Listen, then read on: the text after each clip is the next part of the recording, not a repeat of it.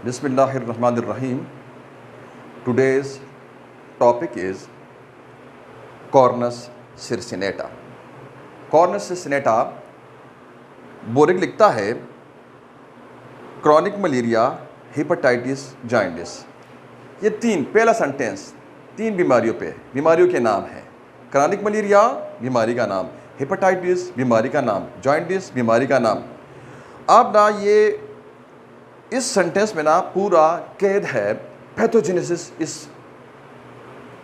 Remedy का, कि disease जो जितनी भी सिम्टम्स इसके आगे आएंगी, 6-7 लकीरों की दवाई है, जितनी भी आगे सिम्टम्स इसकी आएंगी तो आप देखेंगे कि वो ना ओरिजिनेट होती हैं क्रॉनिक मलेरिया से। सो इसमें ना सो कॉल जो डॉक्टरीन है कि नहीं मर्ज़ नहीं मरीज़ का इलाज करते हैं, उसका ना बोरिक रद्द करता है। क्रॉनिक मलेरिया के 4 टाइप्स होते हैं: plasmodium malariae, plasmodium ovale, plasmodium vivax and plasmodium falciparum. 2 Pakistan में मौजूद हैं, 2 पाकिस्तान में नहीं है। पाकिस्तान में वाइवेक्स और फाल्सिपेरियम मलेरिया मौजूद है। आप वाइवेक्स मलेरिया जो है इट इज़ बिनाइन, यानी ये गैर ज़र्रसा है ये, और जो फाल्सिपेरियम मलेरिया है ये मलिग्नेंट मलेरिया है, ये ना ज़र्रसा है। अब ना ये होता है थ्रू मॉस्किटो, मच्छर के ज़रिए। मच्छर इंसान को काटता है, जब मच्छर काटता है तो वो पास कर देता है आपके ब्लड के अंदर पैरासाइट जानते हैं, जैसे आपको पता है कि पैरासाइट में मुफ्त हो रहा, राइट। यानी ये जो पैरासाइट वो फंगसेस होते हैं, वायरसेस होते हैं, बैक्टीरिया होते हैं, इस तरह पैरासाइट्स भी होते हैं जिसमें 3 स्पीशीज़ होती हैं, ठीक, जिसमें प्रोटोजोआ भी होता है, हेलेमिंथस भी है, बहुत सारा ना। अब ना ये पैरासाइट होता है, ये पैरासाइट जो है ये 4 किस्म, जैसे हमने आपको अभी बताया कि 4 किस्म का पैरासाइट होता है। अब ये पैरासाइट बॉडी के अंदर इन होता है, ब्लड के अंदर जाता है, ब्लड स्ट्रीम के अंदर जाता है। अब ये करता क्या है, जब ब्लड स्ट्रीम के अंदर ये जाता है,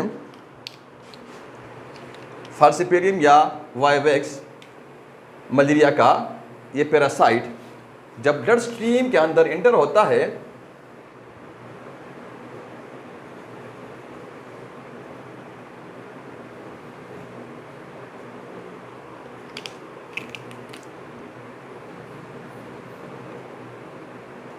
ब्लड स्ट्रीम के अंदर इंटर होने के बाद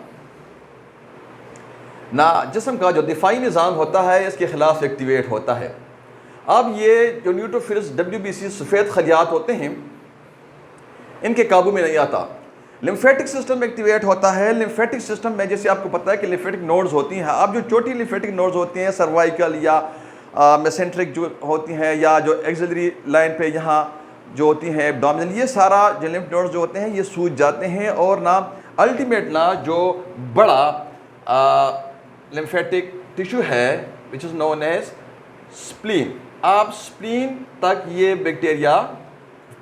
पैरासाइट पहुंचता है। अब पैरासाइट स्प्लीन तक पहुंचता है तो स्प्लीन ना उसके नतीजे में ना हो जाता है इनलार्ज, यानी तिली बढ़ जाती है। अब तिली बढ़ती है, राइट, तो इसका जैसे आपको पता है कि एक फ्लो ना स्प्लीनिक फ्लो जो है वो पोर्टल वेन की तरफ जाता है। अब ना through splenic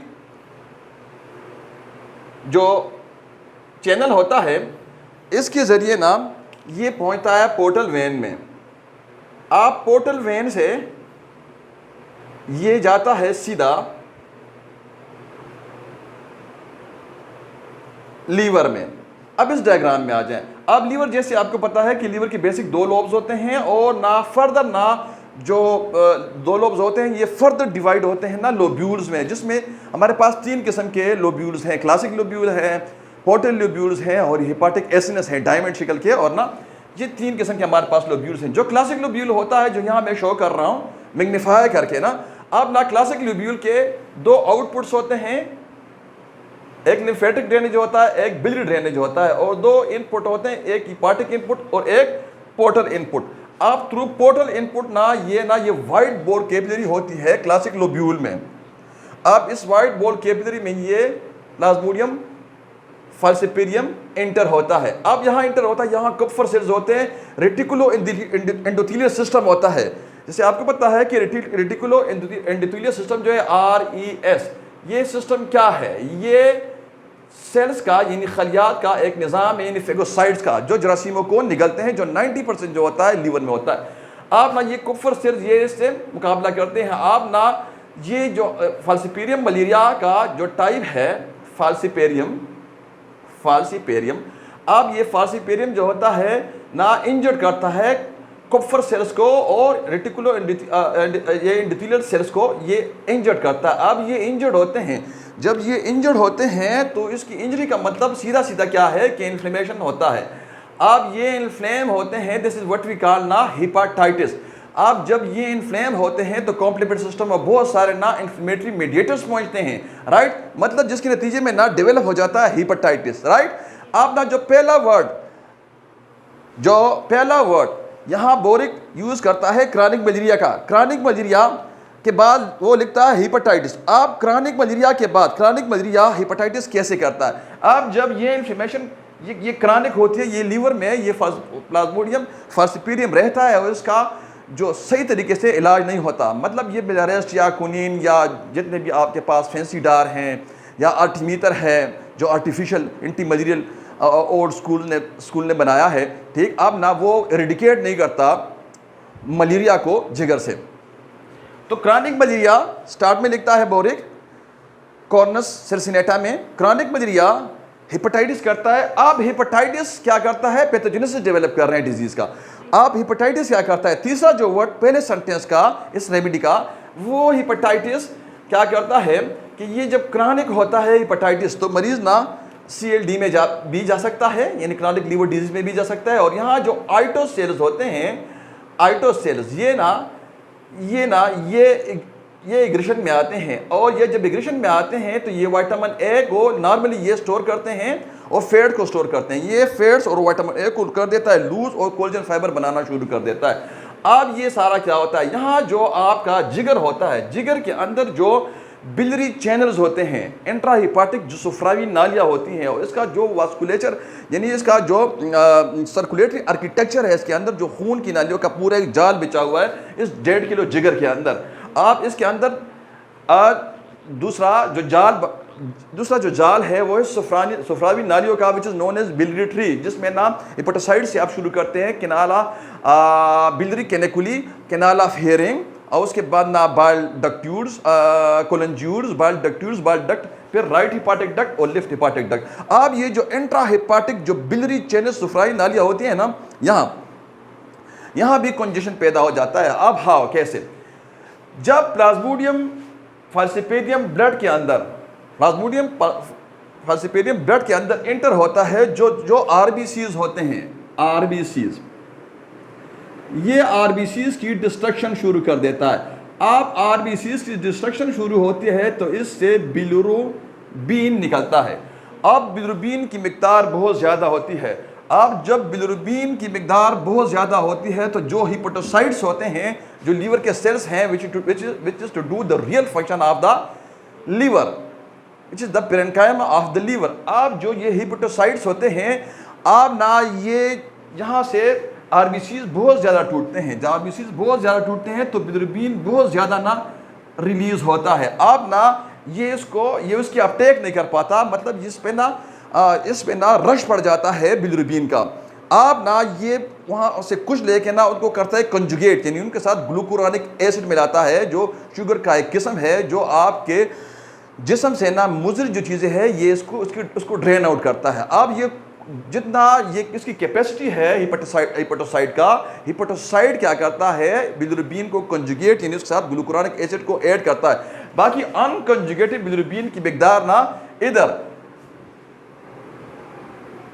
serum bilirubin SBR की मिकदार अनकंजुगेटेड यहाँ ना 0.09 से 0.09 यानी 0.9, ठीक है जी, सॉरी 0.9 मिलीग्राम पर डेसीलीटर आप इसको कहेंगे, यानी 0.9 मिलीग्राम इससे इंक्रीज हो जाती है। अब जब इससे इंक्रीज हो जाती है तो this is what we call ना जॉइंटिस। तो तीसरी बात कर रहा है यहाँ, पहले लिखता है कि क्रॉनिक मलेरिया, उसके बाद कहता है हेपेटाइटिस और उसके बाद कहता है जॉन्डिस। सो जो जड़ है इस दवाई का, जो मेन पैथोजेनेसिस, जो डिजीज जो ओरिजिनेट हो रहा है वो है मलेरिया से।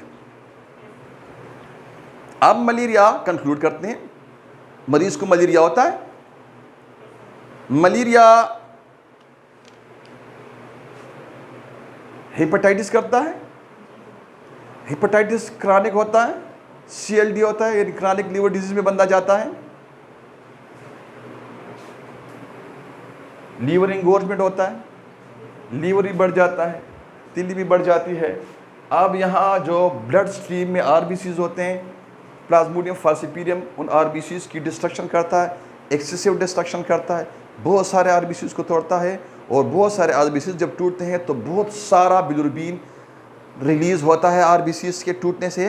अब बहुत सारा बिलिरुबिन रिलीज़ होगा तो बहुत सारे बिलिरुबिन को ना हिपेटोसाइट जो है वो कंजुगेट नहीं कर पाता, इसका अपना एक कैपेसिटी है।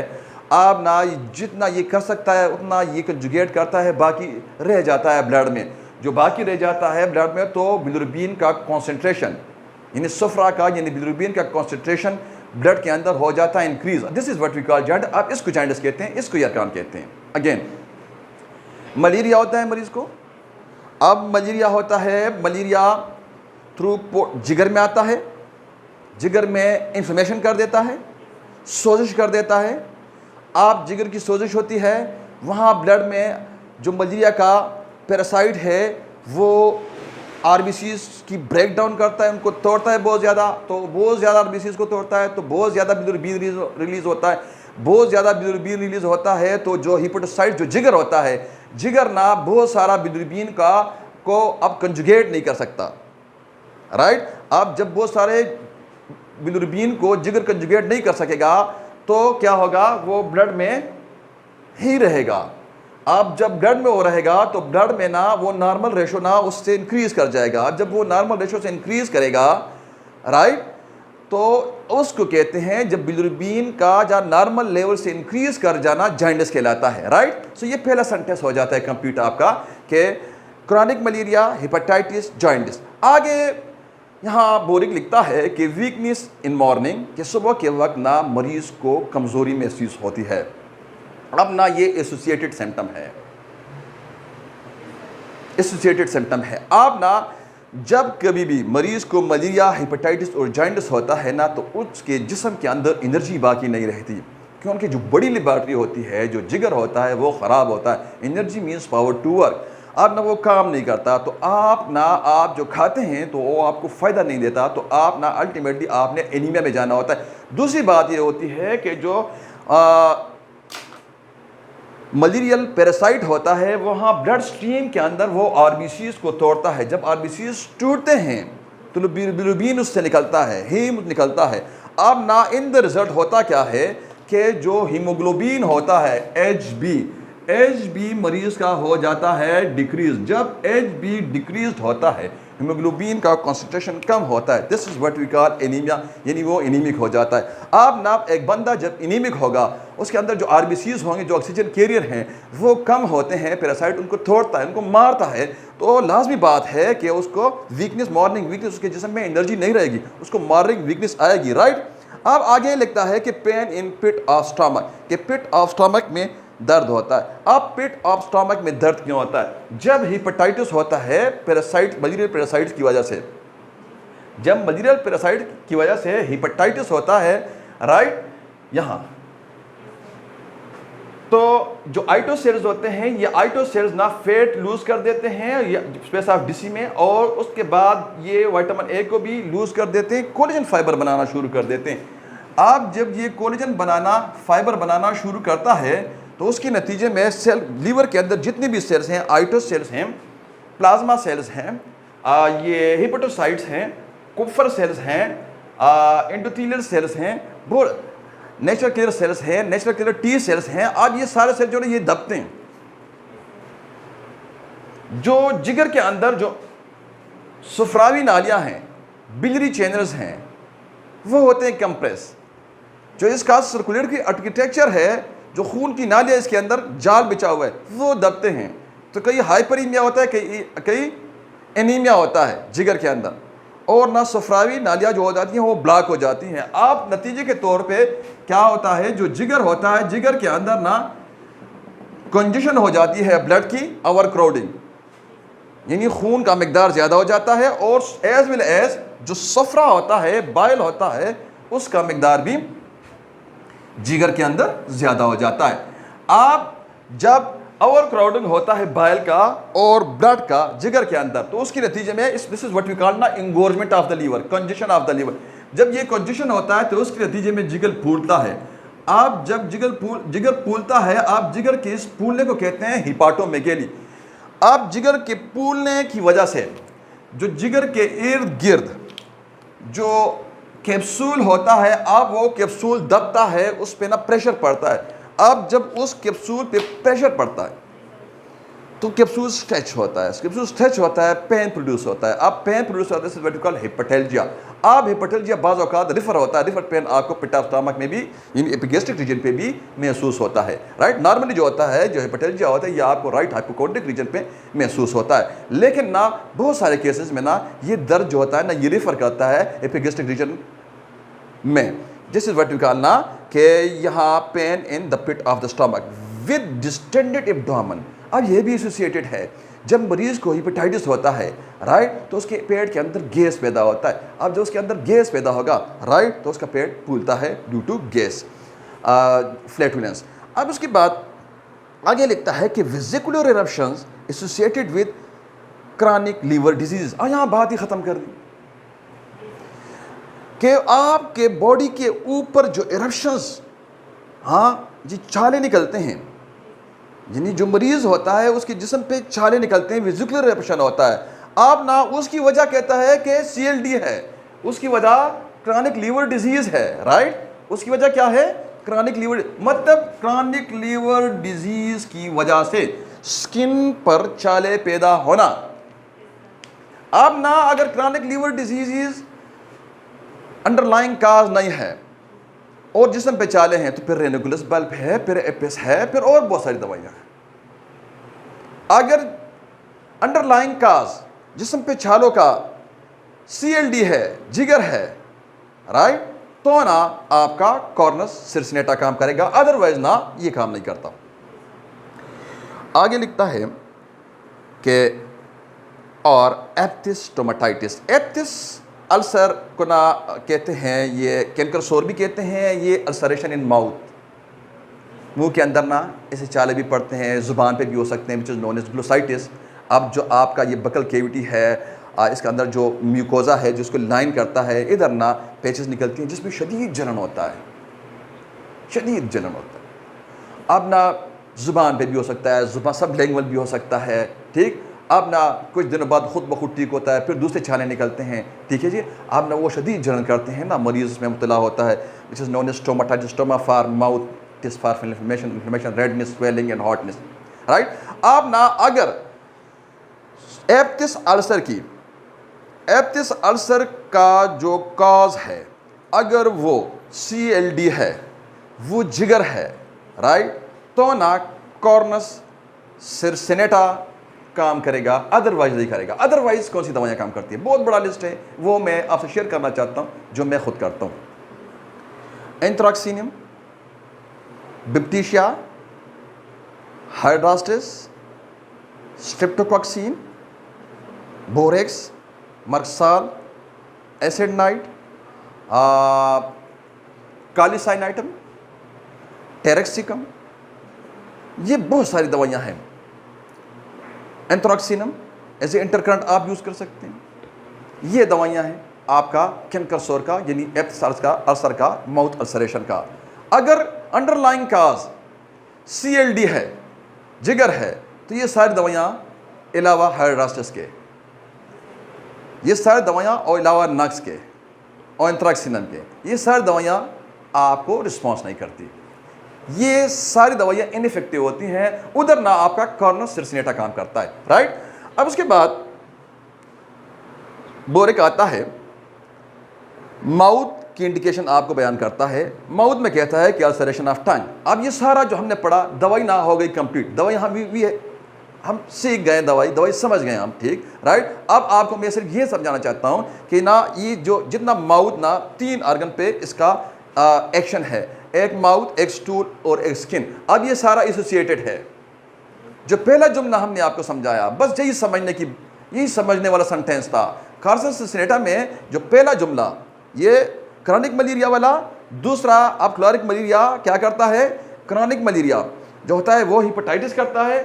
आप हेपेटाइटिस के बाद क्या होता है कि जो फाल्से पैरासाइट होते हैं मलेरियन, वो आरबीसी की डिस्ट्रक्शन करता है। आरबीसी की डिस्ट्रक्शन होती है, बिलिरुबिन रिलीज होता है। अब बिलिरुबिन रिलीज होता है, बिलिरुबिन का कॉन्सेंट्रेशन ब्लड के अंदर ज़्यादा होता है। अब जिगर उसका अपटेक नहीं कर सकता, जिगर उसको संभाल नहीं सकता, बहुत ज़्यादा होता है। जब जिगर उसको संभालेगा नहीं तो क्या होगा, इन द रिजल्ट बिलिरुबिन की मिकदार ब्लड के अंदर बढ़ेगी। अब जब बिलिरुबिन की मिकदार ब्लड के अंदर बढ़ती है तो this is what we call jaundice, ठीक। तो ये 3 चीज़ें जो हैं, तो अब हमारे पास जो एक कंक्लूजन में एक लफ्ज़ आता है ना, वो है मलेरिया।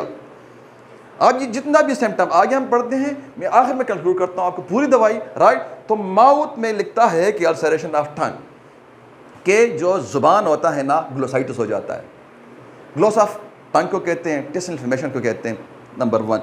दूसरा माउथ जो गम्स होते हैं और माउथ होता है जो आपका बकल केविटी है, जो बकल केविटी का जो म्यूकस मेम्ब्रेन है जो उसको लाइन करता है, राइट, नंबर 1। नंबर 2 जो गम्स होती हैं, ठीक, जिंजिवाइटिस हो जाता है, स्टोमाटाइटिस हो जाता है, ग्लोसाइटिस हो जाता है, इन अदर वर्ड्स, राइट। एप्टी, वही बात कैंकर सोर की जो हमने अभी एक्सप्लेन की।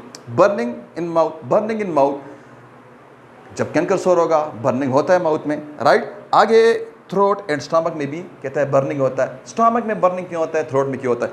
जो माउथ में ना, ये जो माउथ की जो इंडिकेशन यहाँ बोरिक बयान कर रहा है, अब ये माउथ की इंडिकेशन जो हैं ये सीधी कैंकर सोर की सिम्टम्स हैं, ये सीधी एप्टिस अल्सर की सिम्टम्स हैं। This is the true picture of peptic ulcer, except जो यहाँ स्टमक की बात करता है। स्टमक की जो बर्निंग होती है ड्यू टू हेपेटाइटिस होती है। जो मैदे की बर्निंग की बात करता है, पैरोसिस की एसिडिटी की बात करता है ना, ये ड्यू टू हेपेटाइटिस होता है, ड्यू टू जॉन्डिस होता है, राइट। तो 2 चीज़ें यहाँ माउथ में आ गई। माउथ समझ गए आप? Any question up to this? No question. अब ना इसके बाद स्टूल की सिम्टम्स क्या है? स्टूल का थेरेप्यूटिक इंडिकेशन का क्या है? लूज होता है। अब जब जिगर खराब होगा तो स्टूल ने लूज होना ही होना है। CLD और ALD पे हमारे YouTube चैनल पे हमारे लेक्चर मौजूद हैं, यानी symptom of sign and symptom of CLD in chronic liver disease and sign and symptom of acute liver diseases and how to examine the patient of CLD। ये हमारे अलग अलग लेक्चर उधर मौजूद हैं, वहाँ आप देख सकते हैं। वहाँ हमने डायरिया बयान किया हुआ है कि डायरिया एंड कॉन्स्टिपेशन अल्टरनेट होता है, राइट। आप अगर मीठी रेमेडी के बजाय कि सिर्फ आपने जी डायरिया एंड कॉन्स्टिपेशन अल्टरनेट है, आप इंटरक्लूड दें तो आपकी दवाई फेल होती है, राइट ना। आपने लाजमी ना डायग्नोसिस जरूर करनी है, डायग्नोसिस आपने बना के ना आपने दवाई देनी है, आपकी दवाई काम करती है, अदरवाइज आप फेल होते हैं, फेलियर की तरफ जाते हैं, राइट। एनी हाउ, कभी इंटरक्लूड पे भी बात करते हैं, कभी इस टॉपिक पे भी बात करते हैं कि डायरिया एंड कॉन्स्टिपेशन अल्टरनेट पे ना कौन कौन सी दवाइयाँ काम करती हैं। स्टूल लूज वाइंडी मतलब क्या कि एयरी मतलब फ्लैटनेस, यानी गैस बहुत ज़्यादा होता है, राइट। पेट में ना रिहा बहुत ज़्यादा होता है, राइट। अब पेट में रिहा जो होती है, इसका जो अंडरलाइन काज है liver, inflammation of liver, jaundice, right. जिगर की खराबी, अब ना जिगर की खराबी।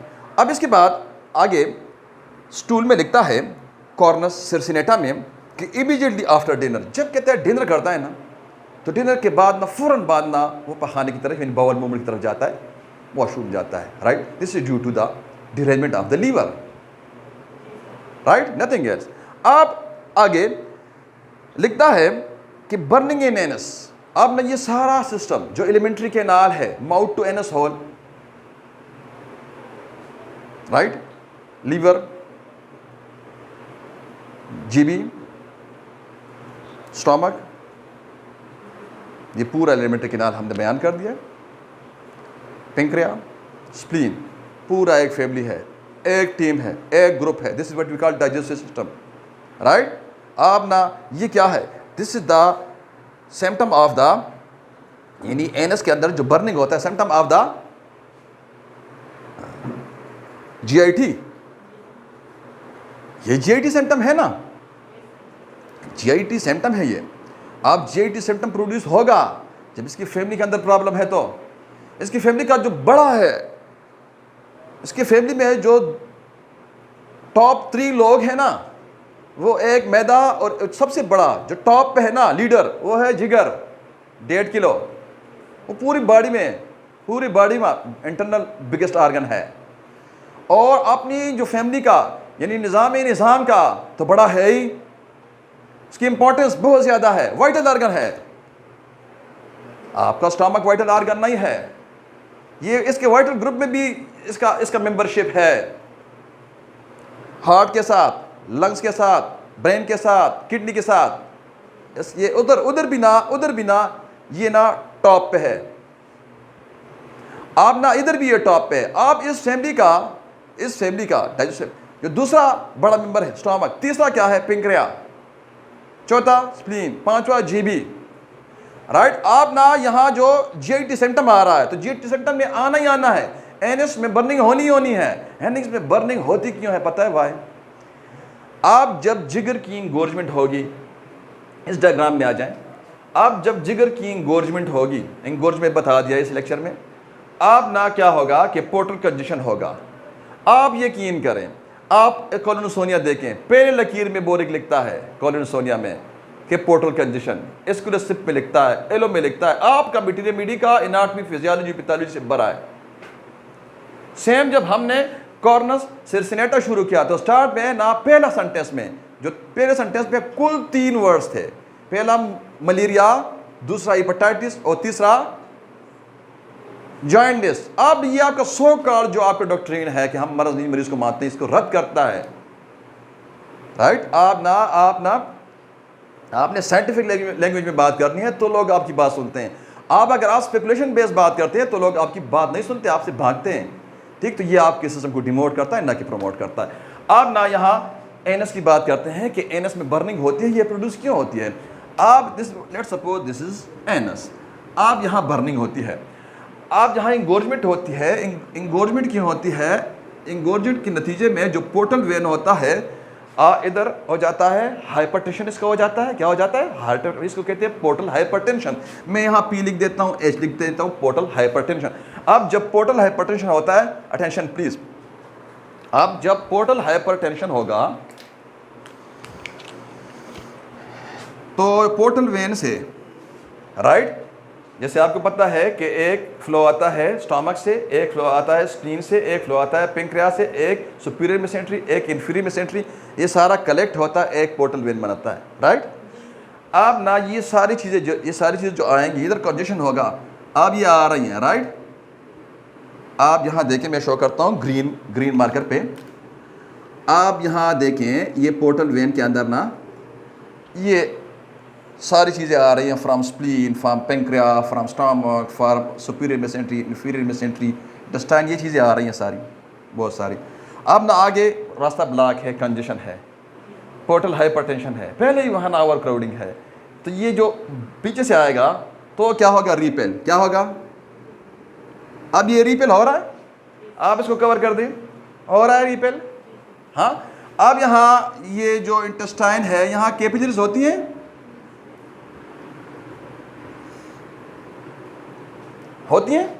इसको खून के सिपाही तो होना है ना, राइट। अब ये कैपिलरीज जो होती हैं, इस कैपिलरीज का के अंदर हो जाएगी कंजेशन। क्या हो जाएगा? कंजेशन, यानी खून ये वापस रीपेल होगा। तो जब रीपेल होगा, मैं रेड पे कर देता हूं। अब जब ये रीपेल हो रहा है तो ये क्या कर रहा है, यहाँ ये सारा जा रहा है, जो इंटेस्टाइन होता है उसके अंदर जो कैपिलरीज होती है, खून की नालियाँ होती हैं, अब उसके अंदर ना ये जा रहा है। अब एक हद होती है ना, आगे रास्ता बंद है, पीछे से चीज़ें आ रही हैं, from pancreas, from stomach, from superior mesentery, from inferior mesentery, from spleen, चीज़ें आ रही हैं, आगे जिगर की तरफ रास्ता बंद है। तो इधर ना ट्रैफिक जैम हो जाएगा। जब ट्रैफिक जैम होता है तो इधर ना ये देखिए ये क्या हो रहा है। अब ना इन द रिजल्ट क्या होगा कि जो इधर जो इंटेस्टाइन होते हैं, स्मॉल इंटेस्टाइन और लार्ज इंटेस्टाइन का जो सेकंड लास्ट पार्ट है रेक्टम और लास्ट पार्ट है एनस, यहाँ जो खून की रगें होंगी ये फूल जाएगी। This is what we call haemorrhoids. Piles, pain होगा। अब ना जो यहाँ बर्निंग होती है, बात बर्निंग कर रहे हैं, यहाँ हेमोराइड की कोई बात नहीं कर रहा है बोरिक। अब ना ये इनिशियल सिम्टम है, ये इनिशियल सिम्टम है हेमोराइड का। अल्टीमेटली क्या होना है, अल्टीमेटली ना इसने हेमोराइड्स ही में पाइल्स ही प्रोड्यूस करना है। अल्टीमेटली क्या होना है, पहले बर्निंग होगा, उसके बाद पेन होगा। पहले क्या होगा, जब ये डिस्टेंशन होगी तो बर्निंग शुरू हो जाएगा, क्योंकि जो इसका वाल होता है, जो इंटेस्टाइन के अंदर जो कैपिलरीज होती हैं, इसका वाल होता है ना, अब वो ऐसे फूल रहा होता है। अब उसका एक कैपेसिटी है ना, आप देखें यहाँ पैथोजेनेसिस डेवलप करते हैं। अब ये ऐसे फूल रहा है, अब ये फूल रहा है ना, इस दौरान ना बर्निंग पैदा करेगा ये, क्योंकि स्ट्रेच हो रहा है ना। हाँ, अब ये और तो क्या, आखिर में ना अल्टीमेटली ना जब ये आपको सिम्टम देगा, अल्टीमेटली जब फटने को आएगा, दर्द प्रोड्यूस करेगा, पेन, राइट। अब पेन प्रोड्यूस करेगा कि भाई जी मेरा कुछ करो। अब पेन के बाद इसने क्या होना है, अल्टीमेटली बर्स्ट होना है, कहते हैं जी ब्लीडिंग हेमोराइड्स हो गए हैं, राइट। तो बात हम कर रहे थे आपका यहाँ जो कार्सस सैसिनेटा है, इसके स्टूल में के बर्निंग होता है एनएस में, राइट। अब उसके बाद एनएस की बर्निंग के बाद बोरिस स्टूल में लिखता है कि डार्क बिलियस ऑफेंसिव डायरिया। डार्क बिलियस पता है कि इसका अंडरलाइंग काज क्या है, कि डार्क बिलियस वोमिटिंग होती है। देखिए लिख रहा है, आप ये लिखा हुआ है कि डार्क बिलियस मतलब बाइल की मिकदार ज़्यादा है। अब बाइल की मिकदार जब इधर ज़्यादा होगी, जो मलेरियल पैरासाइट है वो आरबीसीज की डिस्ट्रक्शन करेगा। जब इधर ज़्यादा होगी तो बॉडी उसको निकालने की कोशिश तो करेगा। अब उसके पास ड्रेनेज तो 3 सिस्टम हैं, एक स्किन की स्वेटिंग, एक थ्रू किडनी, एक थ्रू फीकल मैटर। अब यहाँ आपका जो इधर ये लिखता है कि स्टूल में, कि स्टूल इसका क्या होता है, लूज़ होता है, तो मैकेनिज्म बता दिया मैंने। वाइंडी होता है, मैकेनिज्म बता दिया। आप कहते जी डार्क स्टूल होता है, तो डार्क स्टूल जो बाइल ज़्यादा होगा तो उसका कलर डार्क हो जाएगा। आगे जी इमीडिएटली फॉर डिनर, जी जिगर की खराबी की वजह से बर्निंग इन एनएस, मैकेनिज्म समझा दिया है। आगे कहता है डार्क बिलियस, अभी साफ लिख दिया है कि डार्क बिलियस जिसके अंदर बाइल की मिकदार ज़्यादा हो। आगे कहता है ऑफेंसिव डायरिया। आप जब इसके अंदर ना, इसके अंदर देखिए एक बात ज़हन में रखिए, जब स्वेट होता है ना एक बंदे का, अगर वो स्वेट ना स्मेल प्रोड्यूस कर दे तो इसका मतलब ये है कि उसके अंदर बैक्टीरिया आ गया है। अगर पेशाब ना, जैसे एसिड बेंस में लिखते हैं, उसका जो अंडरलाइंग काज है वो भी यही है। जब उधर बैक्टीरिया आएगा ना, तो जब पेशाब आएगा ना तो स्मेल करेगा, तो स्मेल का मतलब है कि इन्फेक्शन आ गया है। अब एसिड बेंस जो है ना, वो क्या है, वो आपका एंटीबायोटिक है, वो यूरिनरी एंटीसेप्टिक है, जिस तरह यूरेसिनो नोरेसिनो होता है, समझ रहे हैं आप। अब गोश्त होता है ना, उसका नॉर्मल स्मेल होता है। अब वो बदबू करेगा ना ऑफेंसिव, तो उसका मतलब बना वहाँ बैक्टीरिया पड़ गया है, समझ गए आप। आप इधर आ जाएं वापस। अब यहाँ देखते हैं कि जब, और इसके साथ जो कम्प्लेक्शन होता है ये सालो होता है। सालो मतलब अनहेल्दी लुकिंग, इन स्किन जो होता है ये अनहेल्दी होता है ना, राइट। कम्प्लेक्शन जो होता है ना ये अनहेल्दी होता है due to excess of bilirubin and due to destruction of RBCs which develop anemia। तो खून की कमी होती है, RBCs की डिस्ट्रक्शन होती है। तो और दूसरा बिलिरुबिन जो होता है, स्किन जो होता है जॉन्डिस्ड होता है, तो यहाँ एनीमिया हो जाता है। और due to destruction of RBCs जो पैरासाइट है मलेरियल लाइक वाइवेक्स और फाल्सिपेरियम, ये आरबीसीज की डिस्ट्रक्शन कर देता है, तो खून की कमी भी हो जाती है, एनीमिया हो जाता है। और दूसरा जो है ये बिलिरुबिन की मिकदार, सीरम बिलिरुबिन 0.9 से इंक्रीज़ करता है और जॉन्डिस हो जाता है। अब ये जॉन्डिस जो है 2.5 मिलीग्राम से जब इंक्रीज़ करता है तो आई बॉल पे, स्क्लीरा पे, वाइट ऑफ आई बॉल पे और ना स्किन पे आना शुरू हो जाता है। इस वजह से ना सालो कम्प्लेक्शन होता है। कहने का मकसद ये है कि यहाँ जो लिखा हुआ है कॉर्नस सैसिनेटा में स्टूल में जो आखिरी अल्फाज लिखता है बोरिक, कहता है कि विद सालो कम्प्लेक्शन मतलब अनहेल्दी लुकिंग राइट। अब ना उसकी वजह क्या है, उसकी वजह एनीमिया है, और एनीमिया और जॉन्डिस, और उसका अंडरलाइंग काज जो है ना वो क्या है, वो आरबीसीज का डिस्ट्रक्शन।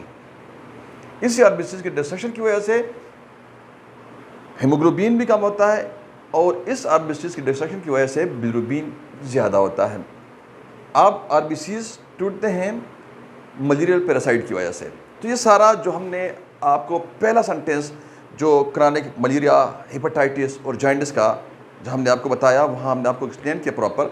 अब ये जितना भी दवाई है, जितनी भी सिम्टम ओरिजिनेट हो रहे हैं, ये पैथोजेनिस वहाँ से डेवलप हो रहा है, ओरिजिनेट वहाँ से हो रहा है।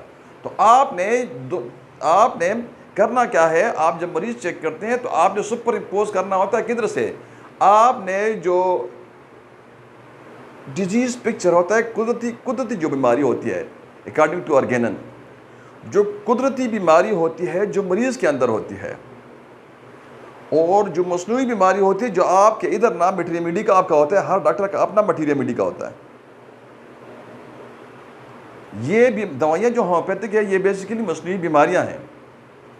आप ना इस मसनूई बीमारी का और उधर कुदरती बीमारी जो मरीज के अंदर होती है, आपने उसका ओरिजिन ना ये आपने सुपर इम्पोज करना होता है। ये आप सुपर इम्पोज करते हैं। This is what we call similarity, this is what we call similia similibus curentur, this is what we call ना homeopathy, homeo similar, pathy pathos similar disease. आपने नेचुरल डिजीज को सिमिलर डिजीज देना होता है। तो वो ये तरीका है, ना कि आप ना एसोसिएटेड सिम्टम या कॉमन सिम्टम में जाएं।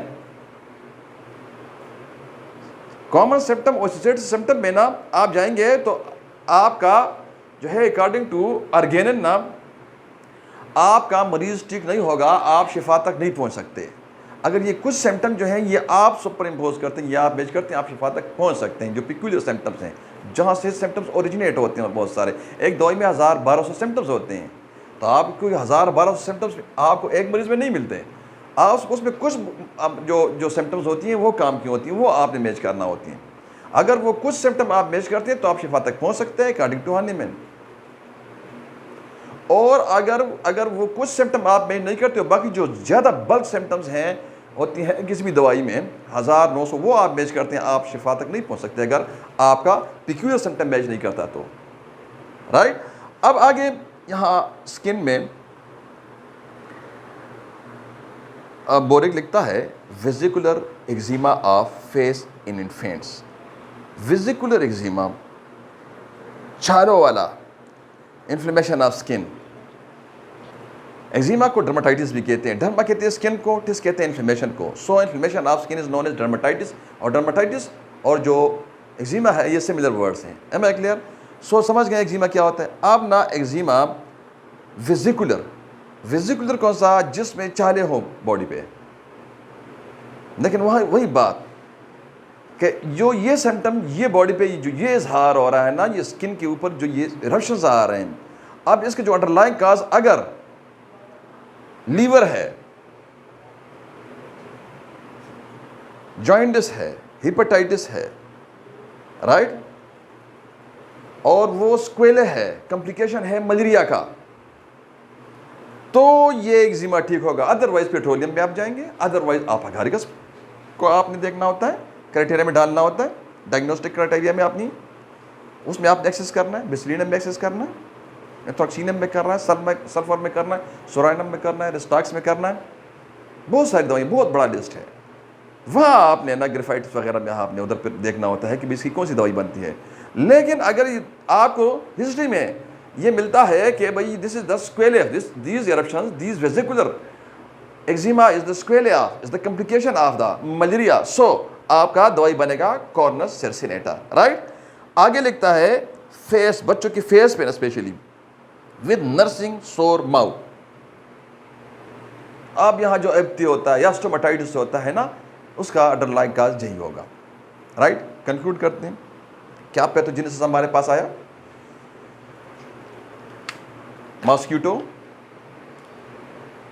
मॉस्क्यूटो स्टिंग करता है, पैरासाइट पास करता है, इंजेक्ट करता है आपके ब्लड स्ट्रीम में। ब्लड स्ट्रीम में मलेरियल पैरासाइट पहुंचता है। अब वहाँ वो ब्लड का जो हेमाटोलॉजी है वहाँ जो आरबीसीज हैं उसकी डिस्ट्रक्शन शुरू कर देता है। राइट, ये पहला सेंटेंस इधर लिखा हुआ है। अब ना ये डिस्ट्रक्शन करता है आरबीसीज का, आरबीसीज टूटते हैं। जब आरबीसीज टूटेंगे तो वहाँ से बिलिरुबिन निकलेगा बहुत ज़्यादा।